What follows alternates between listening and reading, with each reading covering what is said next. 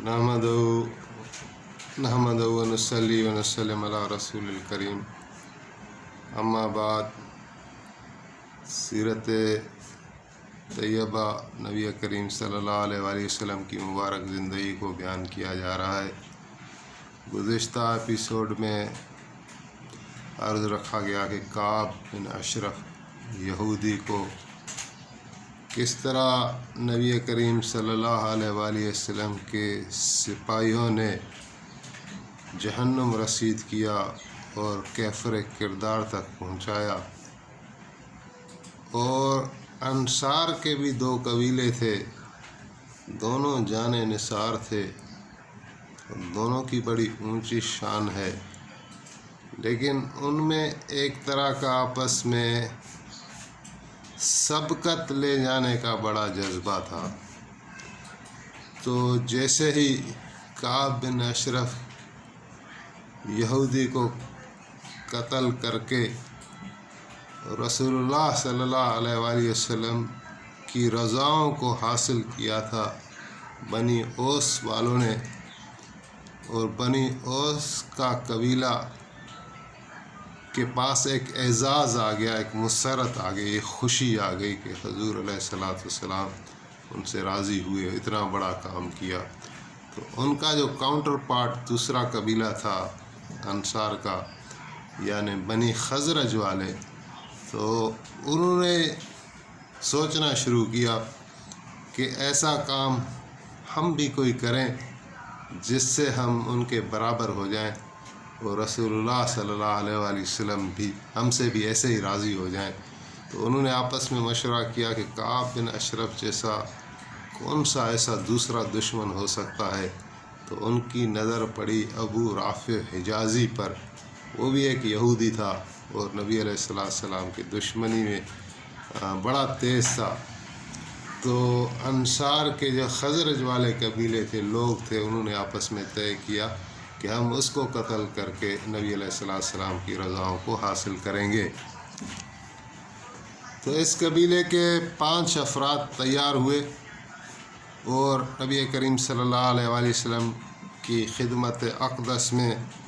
अर्ज़ किया कि या रसूलल्लाह, जिस तरह हमारे भाइयों ने, ओस वालों ने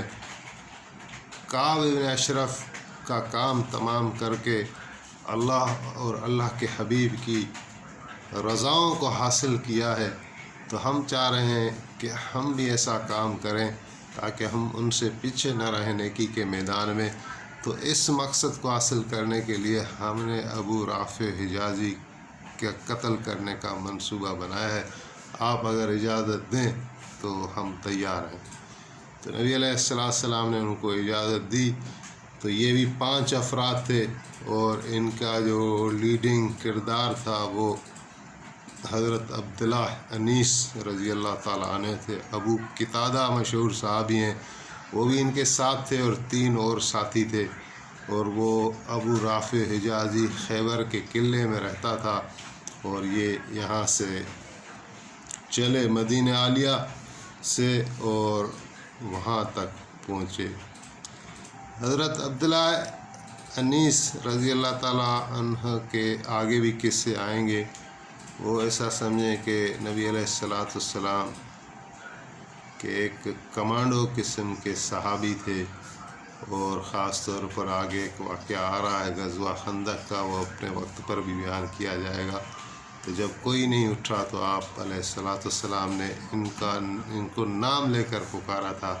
कि अब्दुल्ला तुम जाओ, तुम ये काम करो।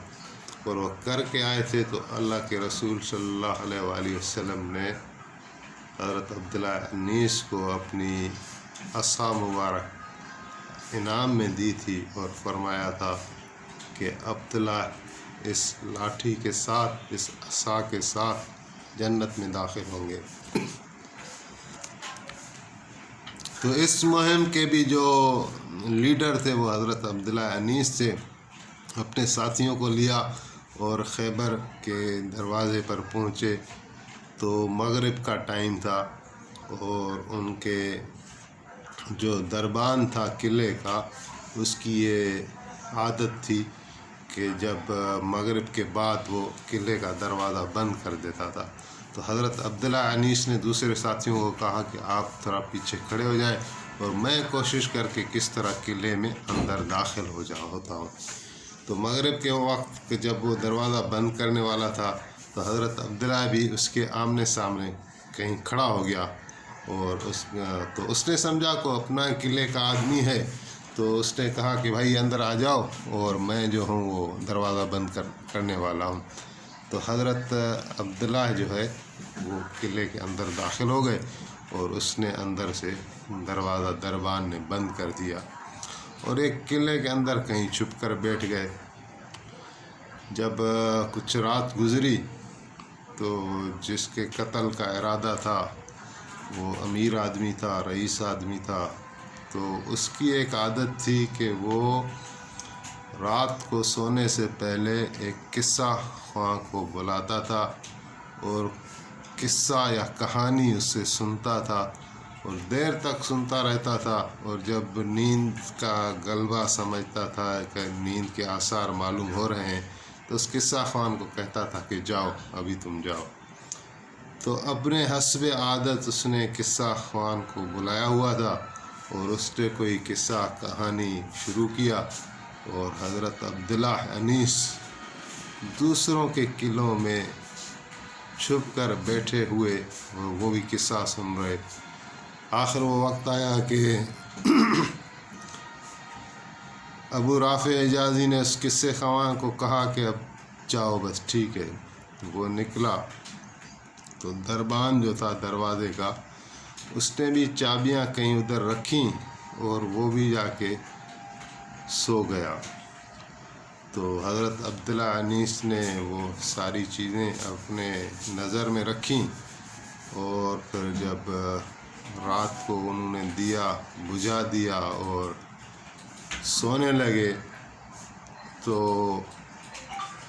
حضرت عبداللہ انیس اس کے کمرے میں گھس گیا، لیکن وہاں لوگ انہوں نے محسوس کیا کہ کافی سوئے ہوئے ہیں، اور اس سے پتہ نہیں چلتا تھا، اندھیرا اتنا تھا کہ ابو رافع حجازی جو ان کا ہدف تھا وہ کہاں ہیں، وہ کون سے ہیں۔ تو اس پر حضرت عبداللہ انیس نے ایک پریزنس آف مائنڈ کو استعمال کرتے ہوئے وہاں جو ہے آواز دی اور پکارا ابو رافع۔ تو ادھر ابو رافع کہنے لگا کون ہے، کون مجھے پکار رہا ہے، بس اس کا اتنا آواز تھا کہ کون مجھے پکار رہا ہے۔ تو اس آواز پر انہوں نے تلوار کا وار کر دیا، لیکن وہ جو وار کیا تو وہ بھی اتنا کارگر نہیں گزرا، وہ کیونکہ اندھیرا تھا، وہ آس پاس اس کو لگی تلوار لیکن اتنا خاصا نقصان نہیں ہوا۔ تو اس پر وہ پھر چلانا شروع ہوا کہ مجھے کس نے میرے اوپر تلوار کا وار کیا ہے۔ تو اس پر پھر حضرت عبداللہ انیس نے اس کو پکڑ کر ایسی ایک تلوار لگائی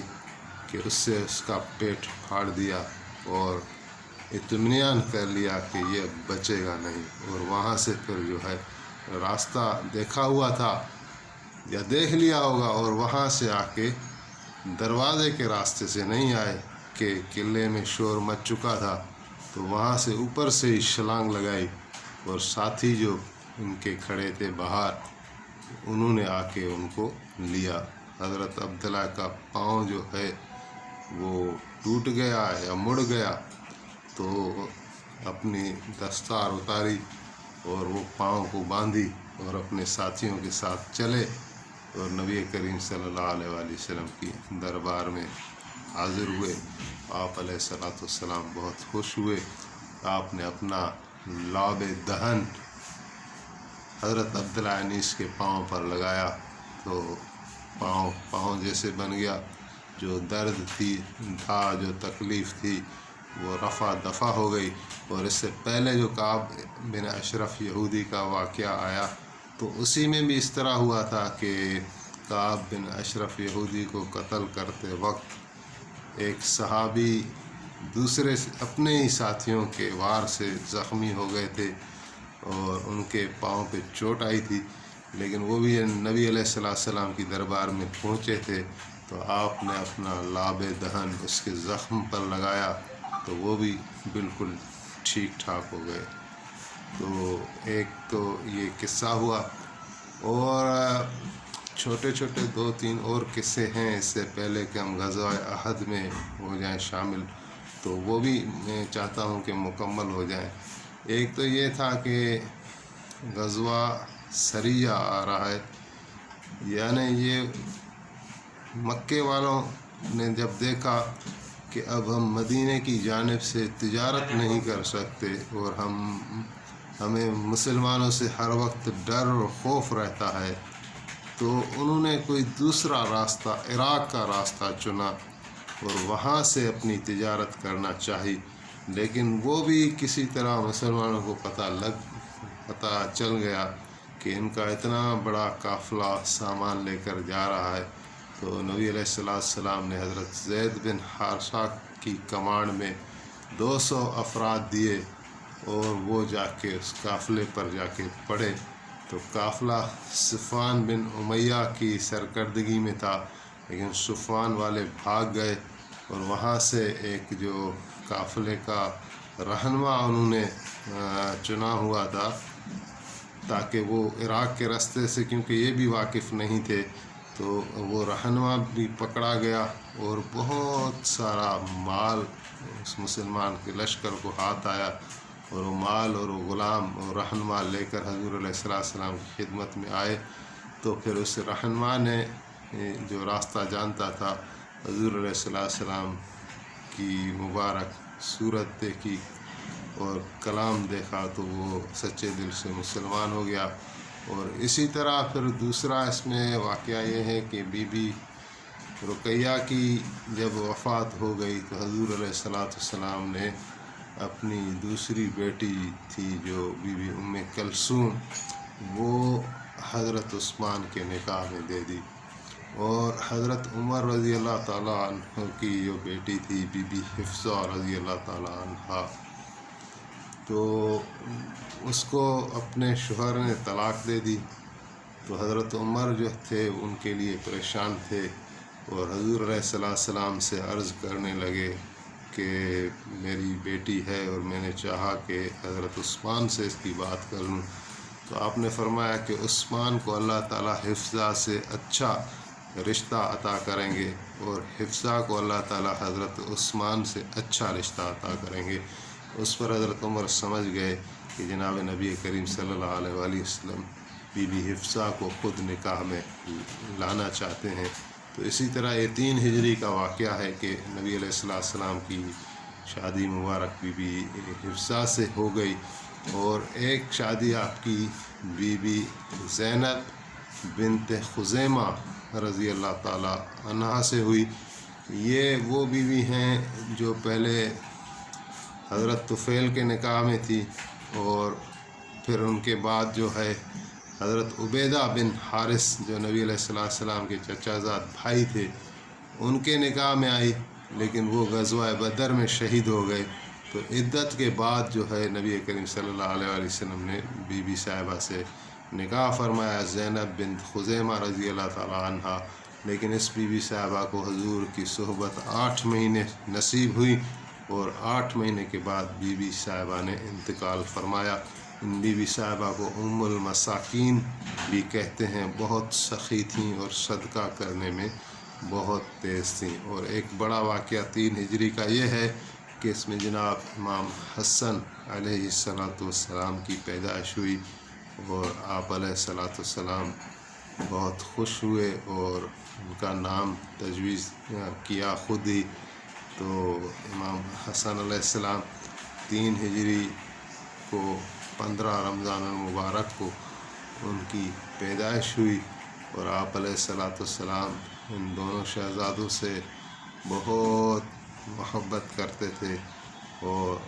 امام حسن علیہ السلام کے لیے فرمایا گیا کہ حضور علیہ السلام سے مشابہت تھی، چہرے سے لے کر کمر مبارک تک امام حسن علیہ السلام نبی علیہ السلام کے مشابہ تھے، اور کمر سے لے کر پاؤں تک حضرت علی کرم اللہ وجہ الکریم کے مشابہ تھے، اور امام حسین علیہ السلام جو ہے وہ یعنی اپوزٹ تھے، وہ چہرہ سے لے کر کمر تک حضرت علی کے مشابہ، اور کمر مبارک سے لے کر پاؤں مبارک تک حضور کریم صلی اللہ علیہ وآلہ وسلم کے مشابہ تھے۔ یہ دو شہزادے ہیں جن کے لیے رسول اللہ صلی اللہ علیہ وسلم نے فرمایا کہ جنت میں نوجوانوں کے سردار ہوں گے۔ تو انشاءاللہ یہ مختصر یہاں تک ہو گیا، اور آئندہ جو ہے ہم غزوہ احد کو بیان کریں گے۔ اللہ تعالیٰ ہمیں صحیح بیان کرنے کی توفیق عطا فرمائے، آمین۔